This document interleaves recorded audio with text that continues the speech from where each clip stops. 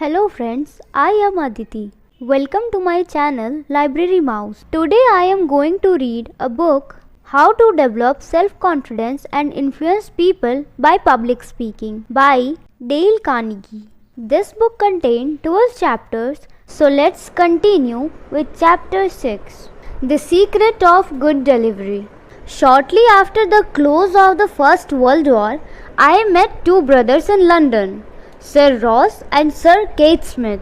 They had just made the first aeroplane flight from London to Australia, had won the $50,000 prize offered by the Australian government, had created a sensation throughout the British Empire, and had been knighted by the King.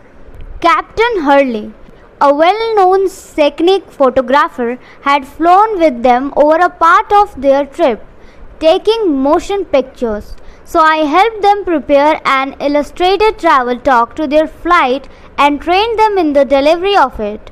They gave it twice daily for 4 months in Philharmonic Hall, London, one speaking in afternoon and other at night.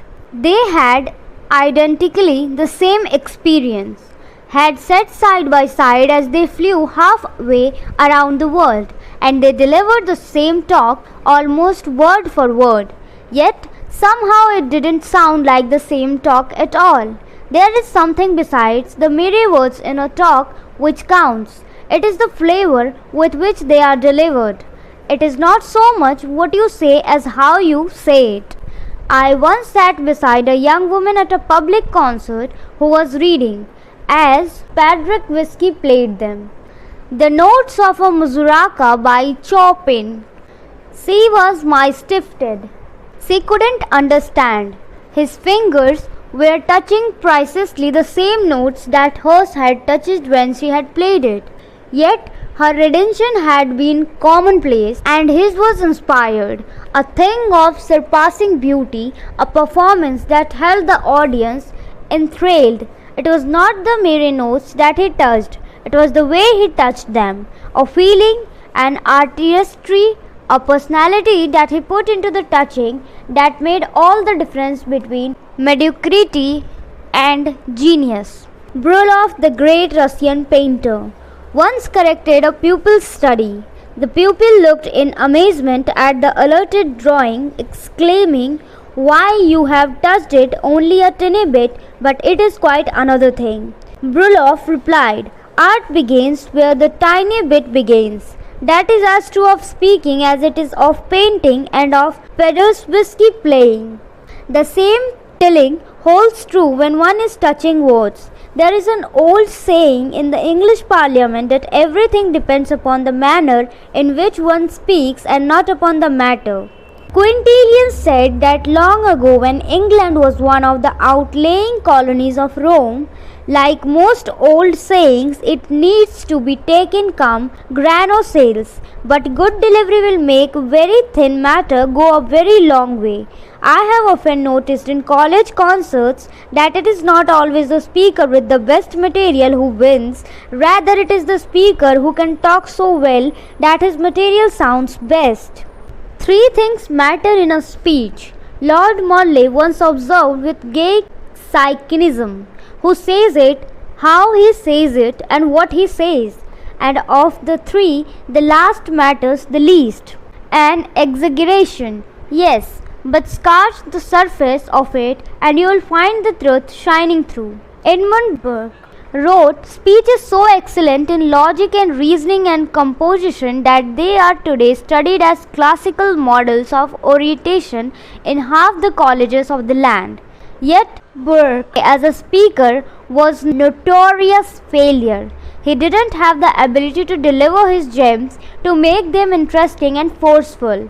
So he was called the dinner bell of the House of Commons. When he arose to talk, the other members couched and suffered and went out in droves. You can throw a steel-jacketed bullet at a man with all your might, and you cannot make even a dent in his clothing. But put powder behind a tallow candle and you can shoot it through a pine board. Many a tallow candle speech with powder makes, I regret to say, more of an impression than a steel-jacketed talk with no force behind it. Look well, therefore, to your delivery. What is delivery?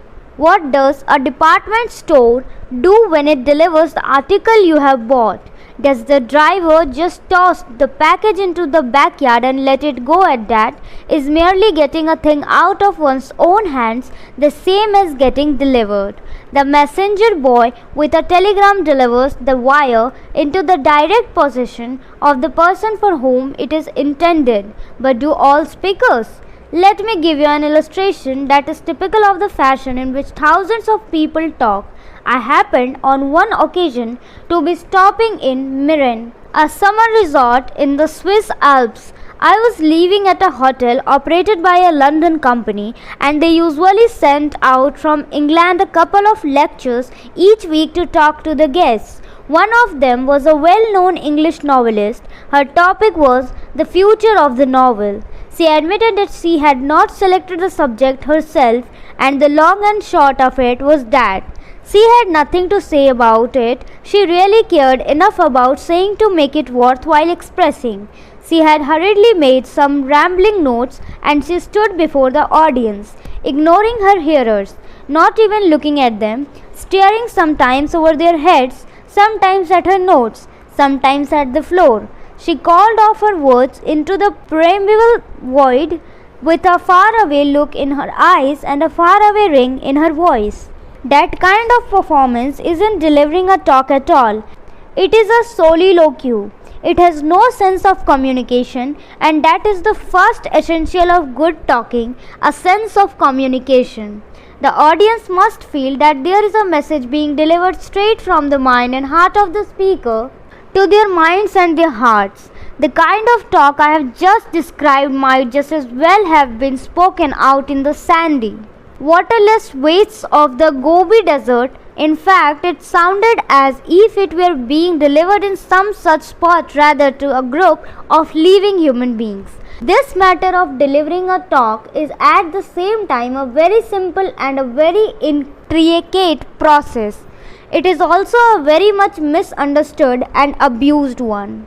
The secret of good delivery. An enormous amount of nonsense and 12 has been written about delivery. It has been shod in rules and rites and made mysterious. Old-fashioned elocution, that abomination in the sight of God and men, has often made it ridiculous.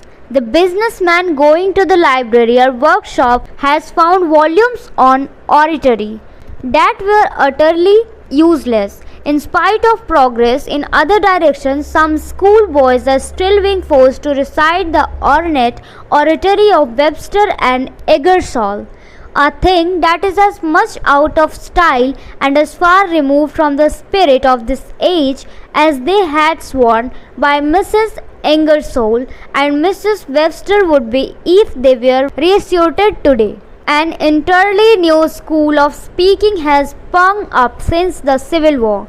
In keeping with the spirit of the times, it is as direct as a telegram. The verbal fireworks that were once the vogue would no longer be tolerated by an audience in this era of grace. A modern audience, regardless of whether it is 15 people at a business conference or 1,000 people under a rent, wants the speaker to talk just as directly as he would in a chat, and in the same general manner that he would employ in speaking to one of them in conversation. In the same manner, but not with the same amount of force. If he tries that, he will hardly be heard. In order to appear natural, he has to use much more energy in talking to 40 people than he does in talking to one. Just as a statue on top of a building has to be of heroic size in order to make it appear of lifelike proportions to an observer on the ground. At the close of Mark Twain's lecture in a Nevada mining camp, an old prospector approached him and inquired, "Be them your natural tones of eloquence?" That is what the audience wants. Your natural tones of eloquence enlarged a bit. Speak to the community chest just as you would to John Henry Smith. What is a meeting of chest committee after all? But a mere collection of John Henry Smiths. Want the same methods that are successful with those men and women individually, we successful with them collectively. I have just described the delivery of a certain novelist in the same ballroom in which she had spoken. I had the pleasure, a few nights later, of hearing Sir Oliver Lodge. His subject was atoms and worlds. He devoted to it more than half a century of thought and study and experiment and investigation.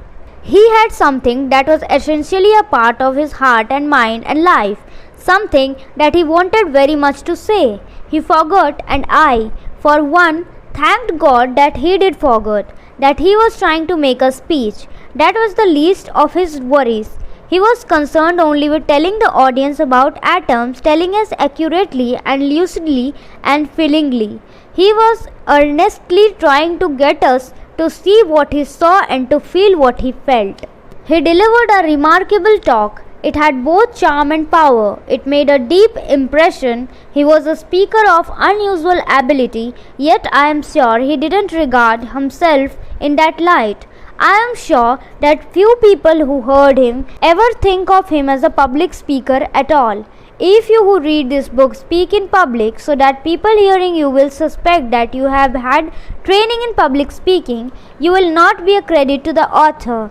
He would desire you to speak with such intensified and exhalated naturalness that your auditors would never dream that you had been trained. A good window does not call attention to itself. It merely lets in the light. A good speaker is like that. He is so natural that his hearers never notice his manner of speaking. They are conscious only of his matter. Here this is half a part of chapter 6. In next video, we will continue this. Thank you so much for listening it, and I hope it is understandable to you. If you enjoy watching my videos, do like, subscribe and share with your family and friends. Thank you.